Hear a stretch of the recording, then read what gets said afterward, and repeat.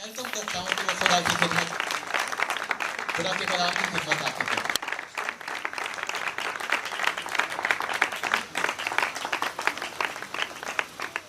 मसीह यीशु के बाबरकत नाम में मेरी कलीसिया की तरफ से और मेरी फैमिली की तरफ से, जो कि यहाँ पर खुद भी मौजूद है, और मेरी तरफ से आप सब लोगों को सलाम। क्या आप सब लोग खुश हैं? तो मैं ये चाहता हूँ कि क्यों ना हम खुदा के कलाम अक़दस की तलावत को सुनने से पहले अपने कदमों पर एक मरतबा खड़े हो जाएं, क्योंकि ये सभी इज्जत उसी के लिए है। सो हम वक्त बचाए, खुदावंद के कलाम अक़दस में से आज की तलावत को सुनेंगे। और मेरे साथ आप मत्ती रसूल की लिखी गई अंजील, उसका 18 बाब और उसकी 18 और 19 आयत पर हम आज गौर करेंगे कि खुदा का कलाम अक़दस हमारी हदायत और रहनुमाई के लिए हमें क्या सिखाता है। कोई भी बेटी, कोई भी भाई पढ़ने में रहनुमाई कर सकता है। मसीह यीशु के कलाम खुदा में से खुदा यीशु मसीह की अंजील जो मत्ती रसूल की मार्फत लिखी गई, उसका 18वां बाब और उसकी 18वीं और 19वीं आयत, 18 और 19 आयत को हम पढ़ेंगे अपनी नसीहत के लिए, तरबियत के लिए। कलाम खुदा में यूं लिखा है, मैं तुमसे सच कहता हूं कि जो कुछ तुम जमीन पर बांधोगे वो आसमान पर बंधेगा, और जो कुछ तुम जमीन पर खोलोगे वो आसमान पर खुलेगा। फिर मैं तुमसे कहता हूं कि अगर तुम में से दो शख्स जमीन पर किसी बात के लिए जिसे वो चाहते हो इत्तेफाक करें, तो वो मेरे बाप की तरफ से जो आसमान पर है उनके लिए हो जाएगी। खुदा के कलाम का पढ़ा और सुना जाना हम सब के लिए बरकत का बाइस हो। खुदा का शुक्र हो। शुक्रिया ब्रदर जी, आप सब तशरीफ रखें। आज हम खुदा के कलाम अक़दस में से सीखेंगे कि जब दो शख्स जमीन पर अगर मुत्तफिक नहीं है तो वो इकट्ठे चल नहीं सकते। खुदा का नबी विलियम ब्रैनम ये बात अपने मैसेज के अंदर ये कहता है कि इस कलाम की वजह से बहुत से लोगों से मुझे अलग होना पड़ा, क्योंकि वो मेरे साथ मुत्तफिक ना हुए। और मैसेज बलीवर जो लोग होते हैं वो हमेशा कलाम के साथ मुत्तफिक होते हैं। जैसा कि लिखा हुआ है, दो शख्स अगर मुत्तफिक होकर जो कुछ जमीन पर वो बांधेगा वो आसमान पर बांध हो जाएगा। लेकिन मैं आपको बताना चाहता हूं कि अबलीस जो है वो खुदा के हर काम की जो है वो नकल करता है। अगर जब हम किसी बेटी का निकाह करते हैं तो उससे पूछा जाता है, फिर बेटे से पूछा जाता है कि इकरार करवाया जाता है कि आप इस बात पर एग्री हैं, आप इस बात पर मुत्तफिक हैं कि आपका निकाह जो है इस नौजवान बेटे के साथ कर दिया जाए। तो जवाब क्या मिलता है? अगर कोई लड़की इनकार कर दे तो निकाह हो सकता है? नहीं हो सकता ना। इसी तरह जिस तरह यीशु मसीह की जो दुल्हन है, अगर वो कलाम के साथ एग्री नहीं है तो निकाह नहीं हो सकता, क्योंकि वो हमारा दुल्हा है। और दुल्हन हमेशा कलाम के साथ जो है मुत्तफिक होती है।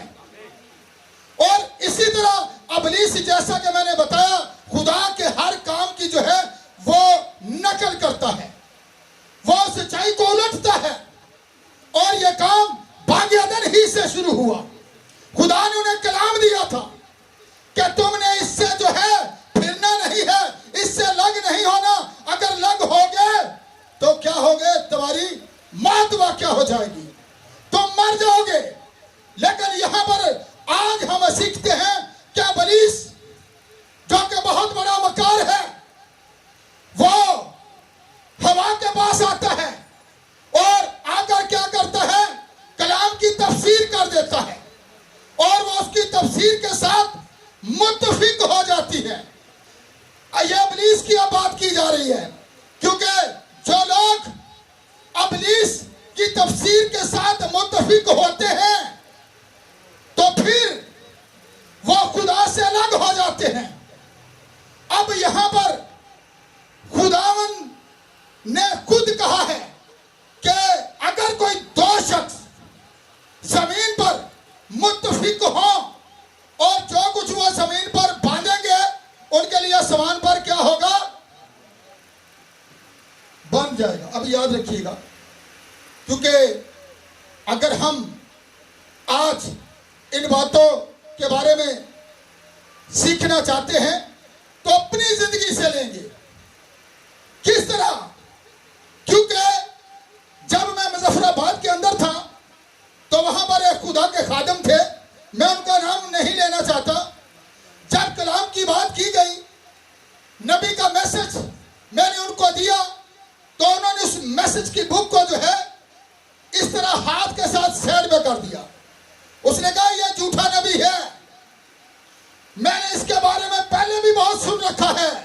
मैंने कहा ब्रदर जी आप कलाम को तो सुने, उनके मैसेज को पढ़े तो सही, फिर फैसला करें, बाइबल के साथ मिलाएं। अगर ये बाइबल के साथ नहीं मिलते तो फिर आपको हक हासिल है कि आप अलग हो जाएं। जिस तरह के आमोस नबी की किताब के अंदर लिखे 3 बाब की 3 आयत के अंदर, अगर दो शख्स एक बात पर मुत्तफिक ना हो तो क्या वो इकट्ठे चल सकते हैं? नहीं। अगर वो इकट्ठे नहीं चल सकते तो फिर इसका मतलब है हमारा इत्तेहाद जो है, हमारा इत्तेफाक जो है वो खुदा के कलाम अक़दस के साथ है। और आपको बताना चाहता हूं, एक दफा एक शख्स सियालकोट के अंदर मेरे पास आया तो मैंने उससे एक सवाल किया। मैंने कहा ब्रदर जी मुझे बताइएगा जरा कि बाइबल के अंदर पतरस रसूल ने कौन सा हुक्म बांधा है? तो वो मुझे आगे से जवाब देता है, ब्रदर जी उसने कोई भी हुक्म नहीं बांधा।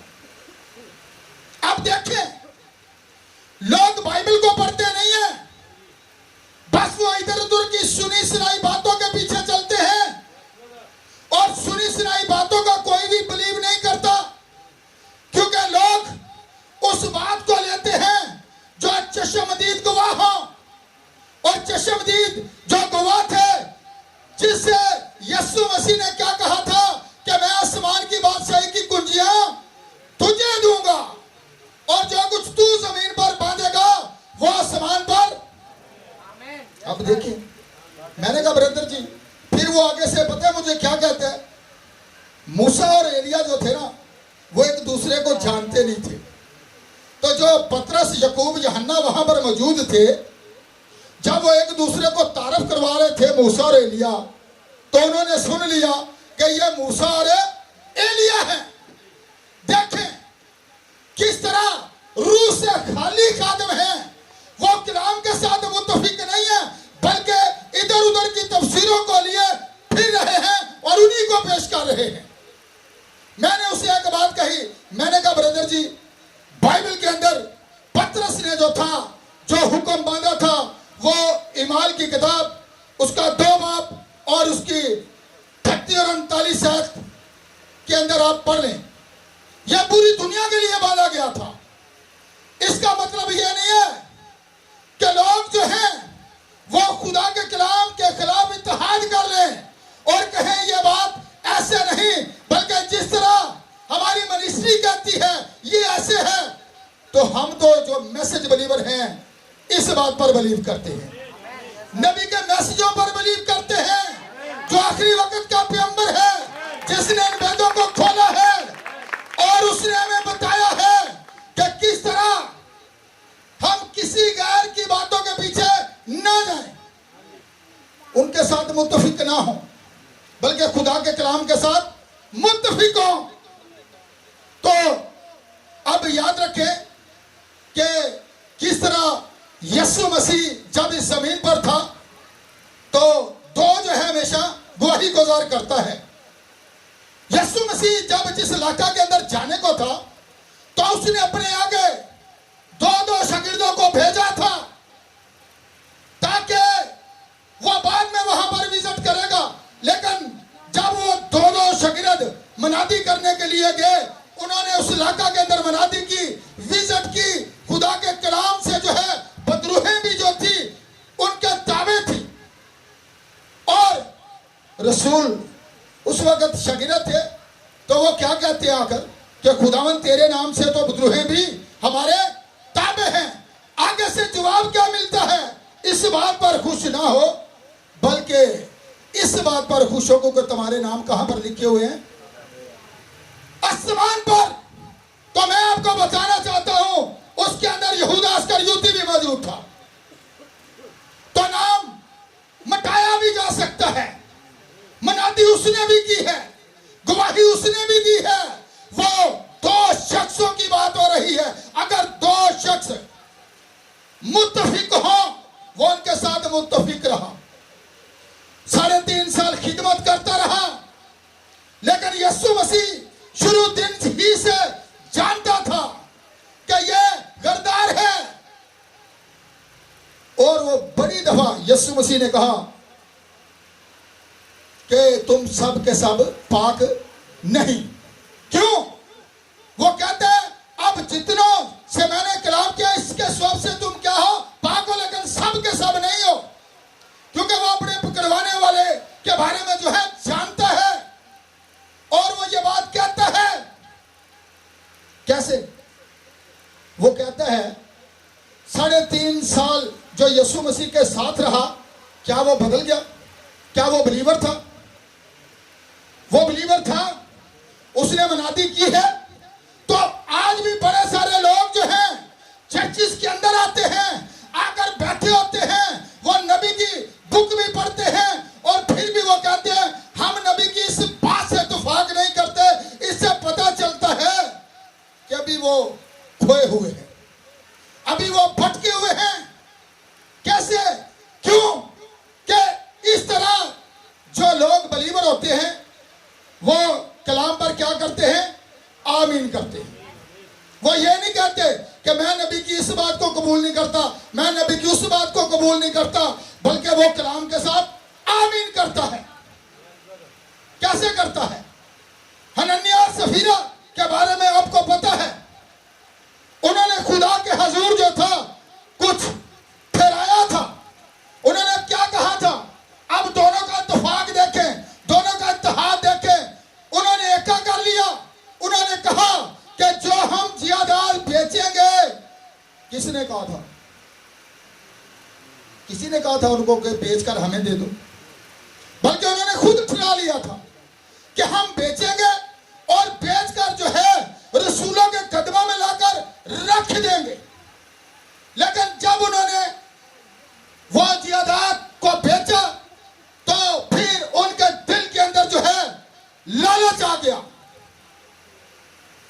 तो जब लालच आ गया तो फिर खुदा की जगह किसने ले ली? किसने ली? लिखा जिसमें मसीह का रूह नहीं वो मसीह का नहीं है। और नबी ये कहता है जिसके अंदर मसीह का रूह है, इब्लीस कभी उसे गिरा नहीं सकता, कभी गुमराह नहीं कर सकता। लेकिन वहां पर देखें जो कि कलीसिया के अंदर पहला झूठ बोला गया है। अब बोलने वाला तो जो था पतरस था उनके सामने, लेकिन उसके अंदर जो बोल रहा था वो रूहुल कुद्दस था। जब वो आते हैं एका कर लेते हैं, लिखा जो कुछ भी तुम जमीन पर मुत्तफिक होकर बांधोगे तो फिर देखे वो आसमान पर। अब इब्लीस को भी देखे, मैंने कहा ना वो खुदा के हर काम की नकल करता है, जो भी मंसूबा बनाता है। अगर दो लोग होते हैं ना तो कोई भी अगर शरारत करनी सूझती है ना उन्हें कि हम शरारत करेंगे तो पहले वो एका करते हैं। कोई भी अगर सलाह करते हैं पहले दो लोग आपस में मशवरा करते हैं और इसी तरह जो है इब्लीस ने उनके दिल के अंदर यह बात डाल दी कि तुमने अब क्या करना है, यह सच नहीं बोलना, यह सच्चाई नहीं बयान करनी कि हमने जियादात इतने ही की बेची है। तो वो पहले हननिया जाता है, जाकर पतरस के पास वो पैसे रखता है और जाकर कहता है, पतरस सवाल कर देते हैं, बता ये जियादात इतनी ही की बेची है। तो आगे से जवाब क्या मिलता है, जी हां। अब देखें, उसने झूठ के साथ इत्तेहाद कर लिया है, वह झूठ के साथ मुआहदा कर लिया है, झूठ के साथ मुत्तफिक हो गया। लेकिन बजाय अगर वो खुदा के कलाम के साथ मुत्तफिक रहता तो ढेरों बरकतें हासिल करता, जिंदगी हासिल करता। लेकिन इसकी वजह से उसे क्या हासिल हुआ, झूठ की वजह से उसने मौत को हासिल किया, खुदा के कलाम से गद्दारी की, खुदा के कलाम को रद्द किया। तो इसी तरह कोई 3 घंटे के बाद जो है उसकी बीवी भी जो है आ जाती है। जब भैन को पैसे ज्यादा हो जाए ना तो फिर वो शॉपिंग करने ज्यादा जोर रख दिया ने। अब हो सकता है उसके पास रुपया पैसा बड़ा था जो उन्होंने छुपा कर रखा था, बीवी हो सकता है शॉपिंग करने गई हो, हननिया वहां पर खड़ा था और वो मर चुका था और उसको दफन भी कर दिया गया है, लेकिन उसकी बीवी अभी तक हो सकता है सैर सपाटों के ऊपर थी, अभी तक शॉपिंग कर रही थी। काफी रुपया पैसा हमने छुपा लिया, बचा लिया है। लेकिन क्या, क्योंकि उन्होंने एका किया था, दोनों ने उन्होंने इत्तेफाक किया था रुपए पैसे के लिए। तो जब वो आती है तो पतरस के पास पहुंचती है। अब उसे ये खबर नहीं है कि उसका शोहर भी इस दुनिया से जा चुका है, हो सकता है उसे पता चलता तो बात बदल ही लेती, लेकिन बेखबर आती है और आकर क्या कहती है,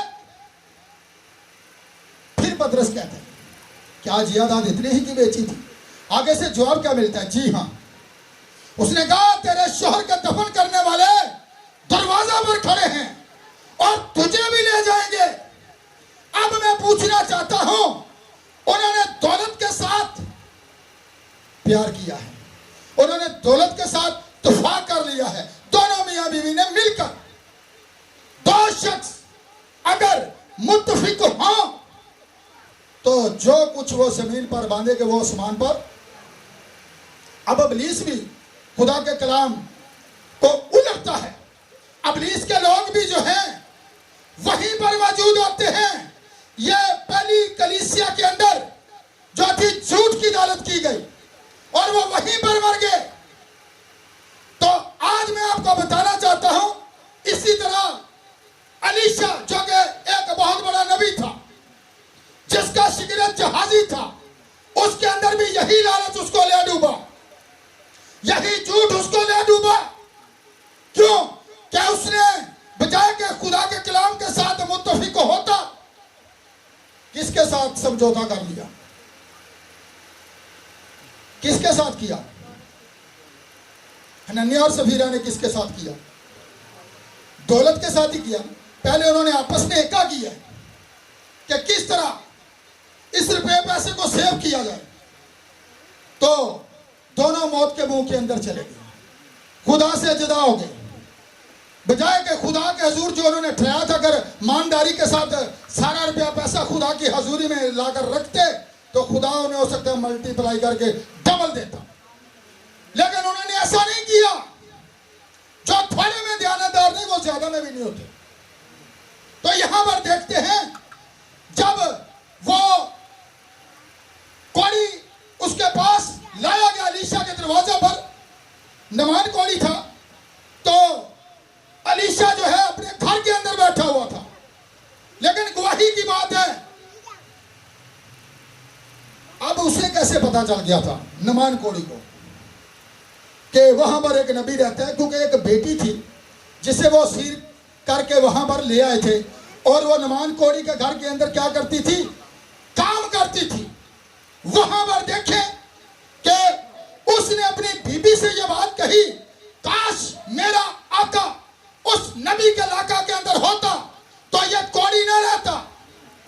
अब उसका ईमान देखिए। तो ये बात नुमान कोड़ी के पास भी पहुंची। तो वो बड़ा अमीर शख्स था, तो उसने बहुत कुछ लिया और वो अलीशा के दरवाजा पर जा पहुंचा। तो अलीशा अंदर से, नबी के पास क्या होता है? कलाम। नबी खुदा का मुंह होता है। नबी अपनी तरफ से नहीं बोलता, नबी खुदा की तरफ से बोलता है। जो खुदा उसके मुंह के अंदर रखता है वो वही कुछ कहता है। तो जब वो उसके दरवाजे पर आया तो नुमान ने यह समझा था कि हो सकता है, मैंने तो यह समझा था कि वो बाहर दरवाजा पर आएगा, मेरा इस्तेकबाल करेगा, बल्कि वो तो अंदर से बाहर ही नहीं आया और उसने अंदर से पैगाम दे दिया कि जा तू क्या कर, दरिया यर्दन में कितने गोते मार। उसने कहा इससे बेहतर दरिया मेरे इलाका के अंदर नहीं बहते। कलाम के साथ मुत्तफिक होने की बात है, लेकिन नबी ने कलाम किया था। उसके नौकर ने कहा मेरे आका, अगर नबी ने यह बात कही है तो तू उसको मान। जिस तरह के आज हमारे जमाना के अंदर भी, मैसेज बिलीवर के अंदर भी लोग एक पेज पर नहीं है। क्यों नहीं है? कुछ कहते हैं हम नबी की इस बात को नहीं मानते, वो गलतियां तलाश कर रहे हैं। नबी की बातों के अंदर, नबी के मैसेज के अंदर गलतियां ढूंढ रहे हैं।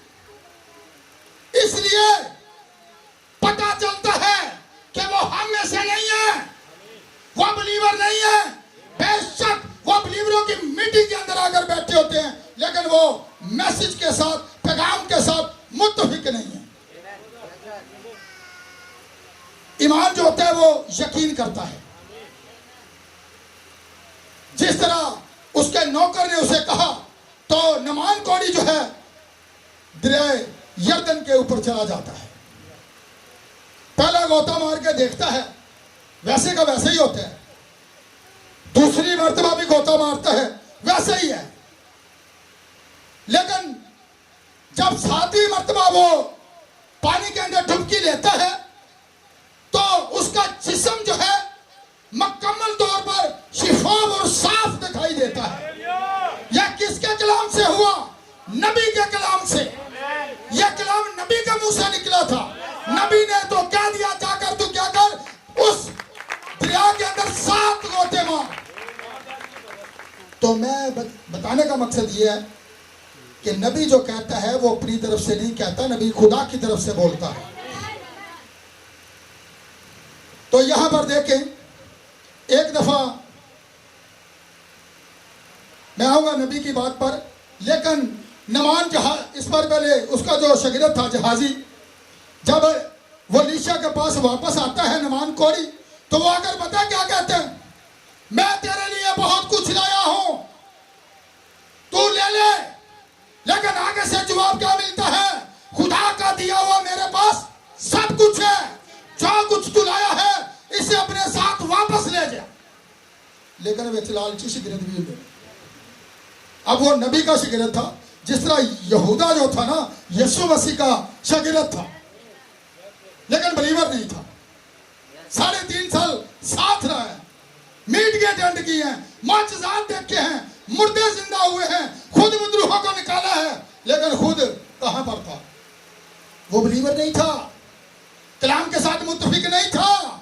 उसके अंदर हमेशा लालच था, वो दौलत की खातर।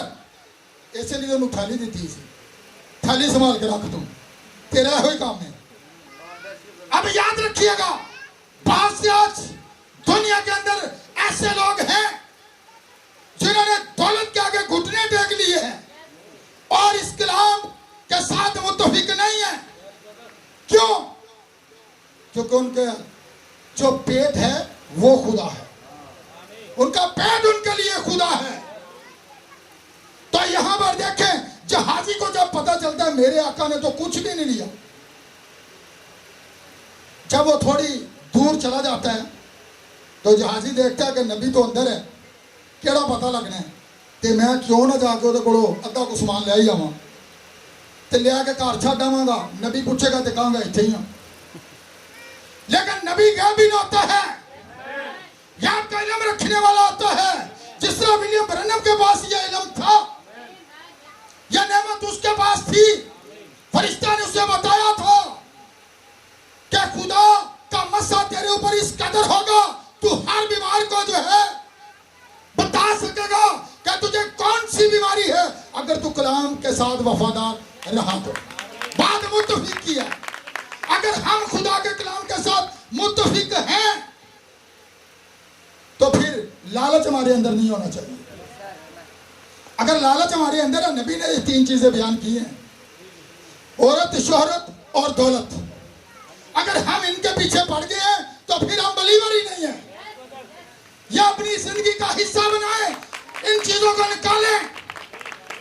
तो बड़े सारे लोग आज कोई अगर थोड़ा जा उतर जाना है ना, तो पता है ये देखो पैसा कितों आ गया, इन्हें कोई जरूर जरा ना 2 नंबरी की होगी।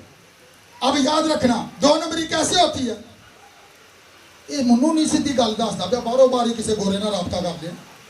अब देखे, यह नहीं कहेंगे कि अगर उसने मेहनत की है तो आज इसका फल उसे खुदा ने दिया है। इस मकाम तक लाने वाला कौन है? खुदा है। बजाय कि हम उससे हसद करें, बजाय कि हम उसके लिए बरकत चाहें। कैसे होता है? जहाजी के दिल में भी यही था। याद रखें, वो पीछे भाग गए, किसके लिए? दौलत के लिए। उसने कहा अब मैं छुप कर ये इससे मालो दौलत ले लूंगा और इसे घर छोड़ दूंगा। तो जब वो छोड़ के आ रहा था तो आगे से देखिएगा, मैं शॉर्ट बता रहा हूं, टाइम शॉर्ट है, ठीक है। तो यहां पर देखिएगा कि जब वो वापस आता है तो अलीशा से पूछता है, वो कहता है जहाजी तू कहां था? ते बच्चे पूरा महला फेरो ना, ते जे मां प्यो पूछ लेना बेटा कितने सा, पापा मैं तो इतनी सा, ते पूरा महला ने फिर के आ जाना। इसी तरह जहाजी भी जो है अब नबी को फरेब दे रहा है, नबी को धोखा दे रहा है और क्या रहा है, मैं तो यही था। उसने कहा इससे पहले कि मैंने तुझे देखा जब तू नुमान के पीछे भाग रहा था, अब ये कौन जो है हमेशा तुझे और तेरी नस्ल को लगा रहेगा। पहला झूठ बोला उसने, जिस तरह हनन्याह और सफीरा ने बोला। उन्होंने भी दौलत से प्यार किया, दौलत की खातिर झूठ बोला। इन्होंने भी दौलत की खातिर, जहाजी ने भी झूठ बोला है और हासिल किया है कौन? उसने कहा अब ये तेरी नस्ल को भी लगा रहेगा। तो आज जो कौन की बीमारी है, याद रखना, ये दौलत की सूरत में है, ये इंसान को खाए जा रही है। यीशु मसीह ने ऐसे नहीं कहा कि ऊंट का सुई के नाके में से गुजर जाना तो आसान है, पर दौलतमंद का आसमान की बादशाही में दाखिल होना नामुमकिन है। अब तूफान की बात है। आपको पता है पिछले महीना के अंदर जो कि जड़ावाला के अंदर वाकया हुआ, वहां पर किस तरह लोगों ने इत्तेहाद कर लिया, उन्होंने आपस में तूफान कर लिया और उन्होंने क्या किया, चर्चिस के ऊपर हमले करना शुरू कर दिए, चर्चिस को जला दिया, बाइबल को जला दिया। चाहे कलाम के खिलाफ थे लेकिन उन्होंने तूफान कर दिया। किसके साथ? बुराई के साथ। बाइबलों को जलाया गया है, चर्चिस को जलाया गया है, घरों को जलाया गया है। फिर हम कहते हैं मसीही हैं। अगर हम मसीही हैं तो हमने आवाज उठाई उनके लिए। लिखा है पूरी खलक के सामने, अंजील पहला खुदा मोहब्बत है। अगर यह मोहब्बत हमारे अंदर है, हम कलाम के साथ मुत्तफिक हैं, तो फिर मिशन एक साइड पर है। वो मसीह हमारे लिए जिसके ऊपर जुल्म ढाए गए हैं, जिनके घर बर्बाद कर दिए गए हैं, क्या किसी ने उनके लिए आवाज उठाई है? जरा आज हम अपने आप को चेक करें।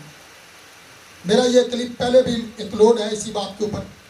हम मसीही हैं, दुख होता है, तकलीफ होती है, क्योंकि हम एक खानदान का हिस्सा हैं। कलीसिया का ये काम होता है, खबरगिरी करना।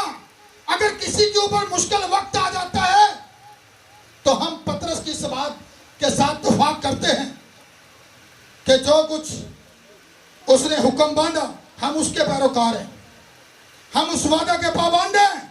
लेकिन अगली बातों को पर जरा ध्यान दीजिए। 4 काम उसने बताए थे। कौन से? रसूलों से किन्ना गलो तलीम पानी। तो फिर आज कलाम ये हमारे हाथों के अंदर है, रसूलों के। ये असल में नबी कहते हैं रूहुल कुद्दस का माल है, रसूलों के माल नहीं है। उनके अंदर ये रूहुल कुद्दस ही था जो उनसे लिखवा रहा था। तो अब यहां पर हम देखते हैं 4 काम थे। जब लोग निजात पाते थे तो खुदा उनको हर रोज उनमें किन में मिला दिया करता था, मिला दिया करता था। दुनियादारी से अलग वो अलग लोग थे, वो कलाम के साथ मुत्तफिक थे, उन्होंने निजात पाई थी, वो मसीही थे। उन्होंने यह नहीं कहा कि यह दौलत मेरी है, बल्कि उन्होंने कहा जिसकी जरूरत होती थी वो एक दूसरे के लिए रुपया पैसा जो थे आपस में बांट लेते थे। तो अगर एक बहन जड़ावाला के अंदर भूखी बैठी हुई है, प्यासी बैठी हुई है, उसके पास घर नहीं रहा, उसके पास बिस्तर नहीं रहा, उसके पास कपड़े नहीं रहे, तो कैसी मसीहत है, कैसा बलीवर है? चेक करें, हम बलीवर हैं, अपने बहन भाइयों के लिए खड़े हों। अगर आप कलाम के साथ मुत्तफिक हैं, सबसे पहले खुदा के कलाम को हमने पूरा करना है। हमने यह नहीं करना कि कोई बात नहीं, ये उनकी मिनिस्ट्री का मसला है। जब किसी के ऊपर मुश्किल वक्त आए तो सब मसीही जो खुदा के लोग हैं, जो बलीवर लोग हैं, वो एक आवाज होने चाहिए। हम थोड़ा झगड़ा तो हम कर नहीं सकते क्योंकि हम खुदा के लोग हैं, हम तो माफ कर सकते हैं, लेकिन उनकी खबरगिरी तो कर सकते हैं क्योंकि भूखा प्यासा तो नहीं है घर के अंदर। इनका कमाने वाला वाहिद वही था जिसको गोली मार दी गई है, वो किराए के मकान के अंदर है। अब बीवी बच्चों का क्या कसूर है? वो खिदमत कर रहा है, वो इस कलाम के साथ मुत्तफिक है, उसके ऊपर जुल्म ढाए गए। लेकिन कराची से आवाज उठती है, कराची के लोग एहतजाज करते हैं, वो सड़कों पर निकलते हैं अपने मसीह बहन भाइयों के लिए और अपना एहतजाज रिकॉर्ड करवाते हैं। तो लेकिन जो पंजाब के लोग थे वो कहां पर थे? कोई निकला है? किसी ने खबरगिरी की है? लोग गए हैं सियासी बराबर, सियासी बेस पर विजिट किया है, बस तस्वीरें बनवाई हैं, पता चला है बड़े बड़े खादिम गए हैं जिनका नाम दुनिया भर चलता है, उनके पास करोड़ों रुपए हैं। पता चला किसी को कोई घर के अंदर राशन डाल के देके आए। जाएं जरा वहां पर, आपको पता चले कि वहां पर लोगों के ऊपर क्या बीती है। अगर हम मसीही हैं तो फिर ये रुपया पैसा हमारा नहीं है, हम सब का है।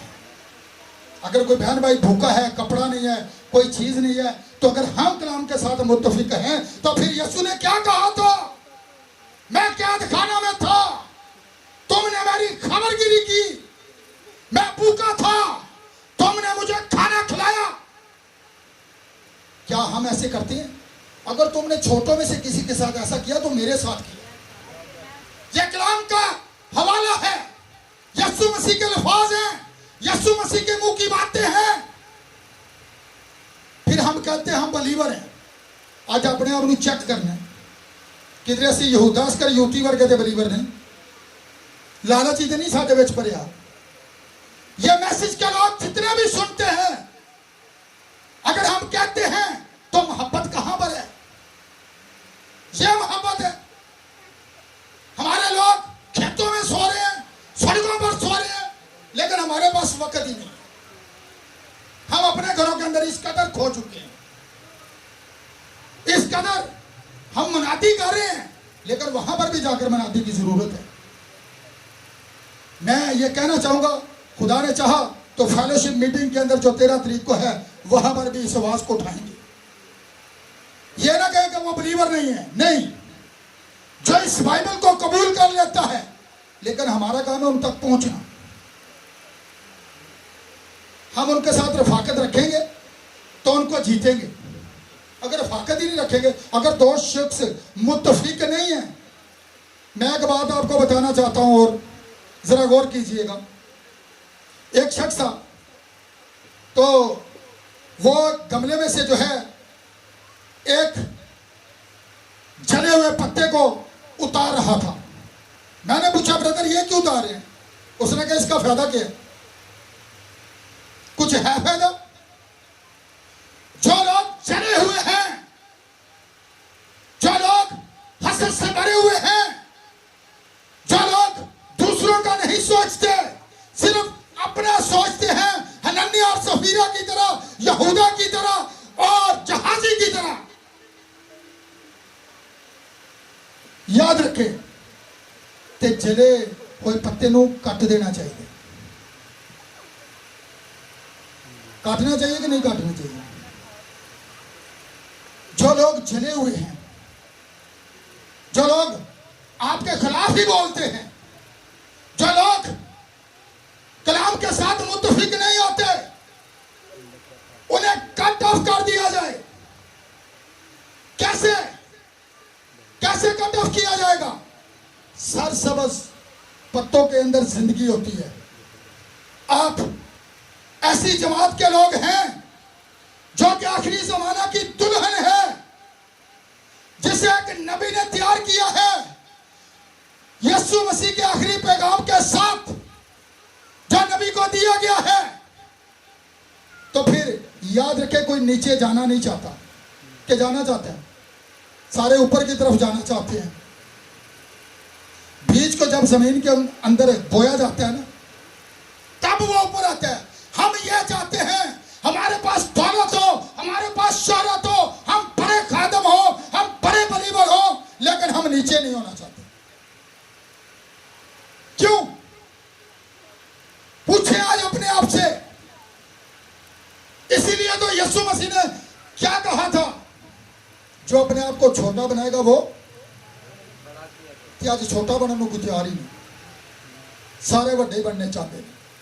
इसलिए रसूल कहता है ज्यादा उस्ताद ना बनन, क्योंकि उस्ताद सजा पान। क्यों? तो खुदा खाकसार को पसंद करता है। वो बुलंदों वाला तो भी खाकसार का ख्याल रखता है। अब यहां पर देखते हैं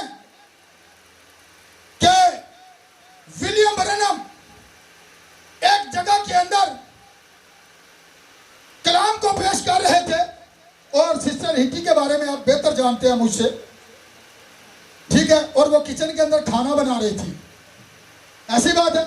नबी ने कहा, मैंने खुदा से दुआ की कि गिलहरियां जो है तख्लीक हो जाए। वो कलाम के साथ मुत्तफिक था। जब आप कलाम के साथ मुत्तफिक होगे तो फिर तुम्हारे लिए कोई भी बात नामुमकिन नहीं होगी, क्योंकि आप इसके साथ मुत्तफिक हैं। आप दुनिया के साथ मुत्तफिक नहीं हैं, आप इधर उधर की तफसीरों के साथ मुत्तफिक नहीं हैं, बल्कि आपका इत्तेफाक, आपका इत्तेहाद सिर्फ और सिर्फ कलाम के साथ है। किसके साथ है? तो फिर यीशु क्या है तो हम क्या है? उसका बदन है ना। तो फिर याद रखें उसकी मोहब्बत, और आज अपनी मोहब्बत को जरा चेक करें। लिखा, अपने दुश्मनों से असि अपने वाली रख लीजिए तो बड़ी गल, दुश्मन का बड़ी दूर देने लगे अपना से। अब याद रखिएगा, बात कर रहे हैं मुत्तफिक होना। अब यीशु मसीह जो था, इससे पहले कि मैं अगली बात की तरफ जाऊं, पहले सिस्टर हिटी की बात को मुकम्मल कर लें, ठीक है। वो क्या कहती है? वो किचन के अंदर सुन रही है और वो वहां से क्या नारा लगाती है? हालेलुया। आवाज किचन से आ रही है, मैसेज यहां पर दिया जा रहा है। कहां से आवाज आ रही है? तो नबी ने भी उससे एक बात कही थी कि मांग मैं तेरे लिए क्या करूं, कहा था ना। उसकी एक बहन मफलूज थी, व्हीलचेयर के ऊपर थी, ठीक है, उसके वालिदैन भी ज़हीफ थे। अब उसके आगे नबी ने कहा था कि जो तू आज मांगेगी तेरे लिए वैसा ही होगा। उसने दौलत नहीं मांगी यहूदा की तरह, हननिया की तरह, जहाजी की तरह, ना। नबी ने कहा तू आज जो भी बोलेगी तेरे लिए वही होगा। तो उसने एक बात कही कि मेरे दो बेटे हैं, मैं चाहती हूं कि वो निजात पा जाएं। नबी ने कहा, दुआ नहीं की, उसने कहा जैसा तूने कहा तेरे लिए वैसा होगा। यह है नबी के मुंह के अल्फाज।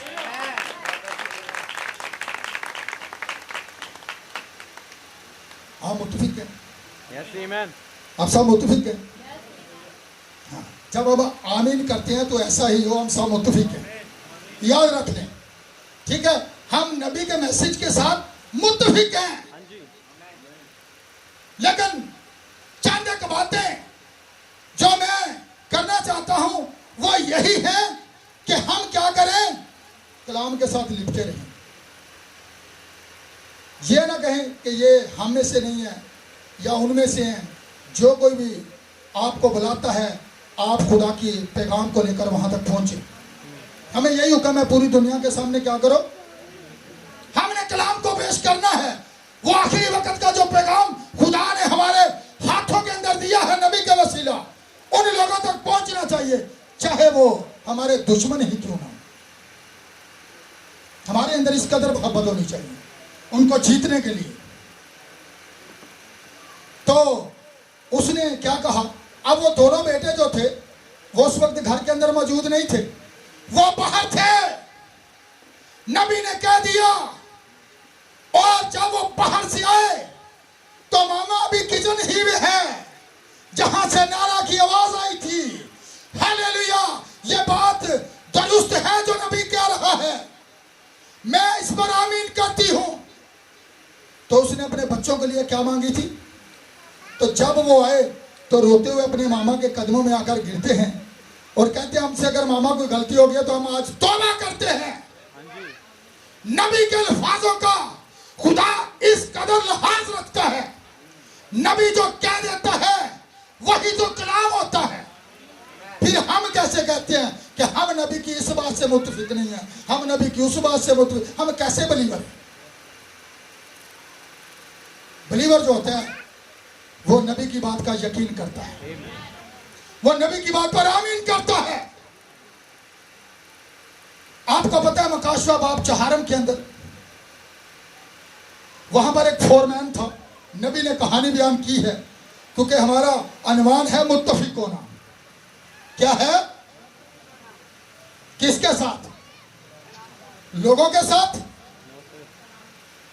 यहां से तो पता चलता है, नबी कहता है दो ही तो बीज है जमीन पर, तीसरा अध्याय को नहीं।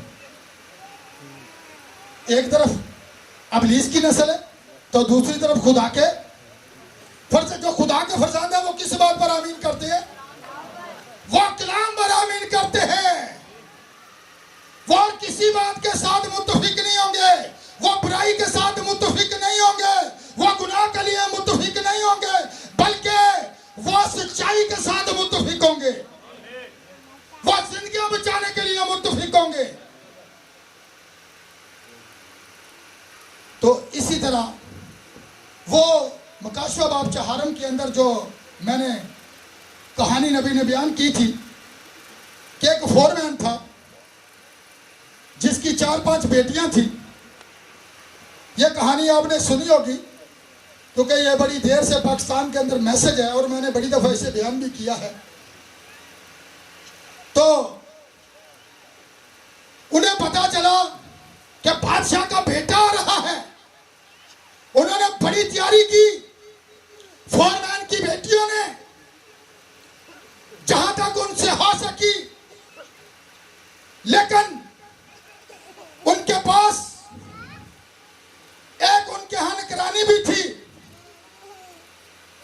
जो उनकी उतरन पहनती थी, जो उनके घर के बर्तन धोती थी। उनकी की चचाजाद बहन कह सकते हैं आप, ठीक है। तो बड़ी गरीब थी, उसके पास इतने भी पैसे नहीं होते थे कि अपना लिबास खरीद ले, ठीक है। लेकिन लिबास की बात है तो याद रखिएगा, हमारा लिबास रूल कुदस है। क्या है? रूल कुदस। लिखा है जब रूल कुदस तुम पर क्या होगा तो तुम क्या करोगे? ते गवाह किथे तक होवोगे? अंतहा तक। इथे तक नहीं, फिर वो आगे अंतहा तक। गवाह वो होता है जो रूल कुदस से भरा होता है, जो खुदा की आंख से भरा होता है। और यहां पर हम गौर करते हैं बात को, कहां पर हमने छोड़ा था? नबी की। शाबाश, तालियां बजाएं इस बेटी के लिए। तालियां भी बड़ियां थकियां ने, ये बलीवर एडे तो थके नहीं होंगे। बलीवर के ललकारते ने, उकाब है, नारा लगाए एक हालेलुया। देखिएगा, खुदा को ऐसे लोग नहीं पसंद जो हल्के हल्के बड़े थके थके से, हर गरम आग से भरे हुए। तो अब यहां पर देखिएगा कि उन्होंने बड़ी तैयारी की उसको वेलकम करने के लिए, बड़े अच्छे से अच्छे ड्रेस पहने। लेकिन जो गरीब लड़की थी वो घर के अंदर बस सफाई के अंदर, बर्तन धोने के अंदर, उनके कपड़े धोने के अंदर मसरूफ रहती थी। लेकिन जब वो बादशाह का बेटा आ गया तो एक दिन उनकी जो चचाजाद बहन थी उसने बर्तन धो लिए, और वह बर्तनों का जो बचा हुआ पानी था सहन के पास फेंकने के लिए गई। तो वो जो बादशाह का बेटा था वो उसे बड़े गौर से देख रहा था। क्यों? उसने, हो सकता है कोई देखचा था उसके हाथ के अंदर, फौरन अपने कपड़ों के आगे कर लिया कि मेरे कपड़े फटे हुए हैं। तो उसने उससे एक ही बात की थी, उसने कहा शहर के अंदर जितनी भी लड़कियां हैं उनमें से कोई भी मुझे पसंद नहीं है, मुझे तो सिर्फ तू पसंद है। तो उसने कहा मैं तो अपना नाम भी नहीं लिख सकती, आप एक बादशाह के बेटे हैं। लेकिन एक बात याद रखिएगा, खुदा ने बनाए पेशतर आलम से पहले ही आपको चुन लिया था। कलाम अक़दस के अंदर लिखा है तुमने नहीं बल्कि मैंने तुम्हें चुन लिया है। जिन्हें उसने चुना है उन्हीं के पास तो वो आता है, उन्हीं के वही तो उसके साथ मुत्तफिक होते हैं, दूसरे नहीं होंगे, दूसरे मुत्तफिक नहीं होंगे। नबी कहता है आप जितने मर्जी बाइबल मुकद्दस में से हवाले निकाल कर उनकी आंखों के नीचे रख दें, वो फिर भी सिगार पिएंगे और सिगरेट का धुआं आपकी तरफ फेंकेंगे और कहेंगे आप अपनी फिक्र करें। क्यों? वो साबित करते हैं कि वो कलाम के साथ मुत्तफिक नहीं है, वो मैसेज के साथ मुत्तफिक नहीं है, वो आखिरी वक्त के पैगाम के साथ मुत्तफिक नहीं है। कैसे? अब जब उसने लड़की से कहा तो उसने कहा मैंने तुझे पसंद किया है, मैं तो सिर्फ शादी तेरे ही से करूंगा। लेकिन उसने उसे एक अंगूठी दी, ठीक है, और उसने संभाल ली। लेकिन जब उसकी कजनों को पता चला, मैं शॉर्ट बता रहा हूं, शॉर्ट बताता जा रहा हूं ताकि हमारे पास वक्त कम है। ऐसी बात है क्या? बढ़ा दिया मैसेज को? नहीं, 9:30 हो गए। गल सुन के तो मैं खुशी नहीं हुई। चले कोई बात नहीं, गीत गाने वाले बड़े थे, पर बात यह स्टोरियां तो बच्चियां बड़ियां सुननिया चाहदियां ने, ठीक है। तो खादमा को नहीं स्टोरियां ने, पर होंदियां सच्चियां ही जे। झूठी स्टोरी जेड़ा खुदा का खादम होता है ना, बलीवर, उसके पास सच्ची स्टोरी होती है। बाकियों का मैं कुछ कह नहीं सकता, बाकियों का मैं कुछ कह नहीं सकता, वो अपनी तरफ से भी कहानियां सुनाई जाती हैं। तो अब याद रखिएगा, उसने कहा कि मैं सिर्फ तुझसे ही शादी करूंगा। उसने उसे अंगूठी दे दी और उसने उसके साथ वादा कर लिया कि मैं साल के बाद तुझे ब्याहने के लिए इसी जगह पर आऊंगा। दिन गुजरते गए, महीने गुजर गए। जब कोई महीना दो रह गया, उसने भी तैयारी कर दी। कैसे की? जो वो उसकी मेहनत की उजरत उसे देते थे, जो उसे कोई थोड़े बहुते पैसे देते थे, 75% उसने जो बचा रखे थे, उसने भी वो शादी का जोड़ा अपने लिए हासिल कर लिया। जब उसकी कजनों को पता चला, जिनके पास बड़ी आला तालीम थी, ऐसी बात है, ये ना समझना कि पादरी को तालीम के खिलाफ है, हम ऐसा नहीं कहते, ठीक है। अगर खुदा की तालीम के साथ, खुदा के कलाम के साथ अगर आप मुतफिक नहीं, तो फिर ऐसी तालीम का क्या फायदा? यह जहन्नम में चली जाएगी। आप दुनिया की किताबें पढ़ते रहें, लेकिन एक किताब पढ़ें जो आपको यीशु मसीह के पास ले जाएगी। आप इसके साथ मुतफिक हो। सेक्सी बनात बहुत है जो इसके साथ मुतफिक नहीं है। क्यों नहीं है? उस औरत, उस लड़की ने क्या कहा? ठीक है, जब उसकी कजनों को पता चला, उसने कहा, उसने मेरे से शादी का वादा, उसने कहा अपनी हालत में किया, तेरे ना भला कोई शादी की गल करेगा? तेरे जैसी पढ़ जहल गवार के साथ कोई शादी की बात करेगा? तो आप देखिएगा, मेरा पहला गवाह रूह कुदस जब तुम पर नाज़िल होगा तो तुम क्या करोगे और दुनिया की इंतहा तक क्या होंगे? तो पहला गवाह फिर पतरस से किन्निया को डिग्रियां सुनो। देखो, ये रूह कुदस से भरा हुआ था, उसके पास शादी का लिबास था जो उसने पहन रखा था। क्यों? कि यह लिबास उसे यीशु मसीह ने दिया था, क्योंकि वो इसके साथ मुत्तफिक था। जो मुत्तफिक होता है, जो शख्स द्वार फाड़ कर आता है ना, वो चोर और डाकू है, याद रखना। तो यहां पर शादी के लिबास की बात की जा रही है। किन्हें मिलेगा? जो कलाम के साथ मुत्तफिक है, जो नबी के मैसेज के साथ मुत्तफिक है, जो आखिरी वक्त का पैगाम है। अगर वो इसे रद्द कर रहे हैं तो वो यीशु मसीह को रद्द कर रहे हैं। वो ये समझते हैं हम खुदा की खिदमत कर रहे हैं। मैंने आज दिन को भी मैसेज दिया था और ये गवाह के तलक से था। तो फिर पहला गवाह सारा कौन सी? पतरस, जिसके पास ये रूह कुदस मौजूद था, जिसके अंदर रूह कुदस काम कर रहा था, जिसके ऊपर रूह कुदस नाज़िल हुआ था। तो पहला वॉइस पेश करने वाला यीशु मसीह के जाने के बाद वही खड़ा था। बात डिग्रियों की हो रही थी, बात तालीम की हो रही थी, लेकिन उसके पास ये डिग्री मौजूद थी। इख्तियार की तस्दीक नबी का मैसेज है, याद रखना। खुदा तस्दीक करता है, जिन्हें भेजता है वो उनके साथ होकर जाता है। कि ये मेरे भेजे हुए, ये तस्दीक है। तो वो लड़की ने तैयारी कर ली। क्या कर ली? तैयारी कर ली। जब 2 दिन रह गए तो वो उस पर हुटिंग करती रही, जो उसकी कजने थी, ठट्ठा में उड़ाती रही। वो तुझे कभी लेने के लिए नहीं आएगा। लेकिन उसने हर हाल में उसकी बात का यकीन किया था, उसके कलाम का यकीन किया था। वो कलाम के साथ खड़ी थी। ये वादा आज हमारे साथ भी है।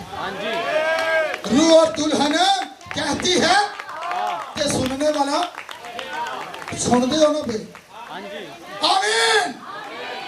सुनने वाला भी कहे आ, क्योंकि रूह और दुल्हन जो है वो एक पेट पर है, वो मुत्तफिक है, वो उसको लेने के लिए आने वाला है। जो आज कलाम के साथ मुत्तफिक है वो उसको लेने के लिए आने वाला है। जो कलाम के साथ मुत्तफिक नहीं है वो बाहर है, ते बाहर मौत है। इनको अंधेरे में डाल दो जहां रोना और दांतों का पीसना होगा। 2 ही जगह में, तीसरी जगह ही बोली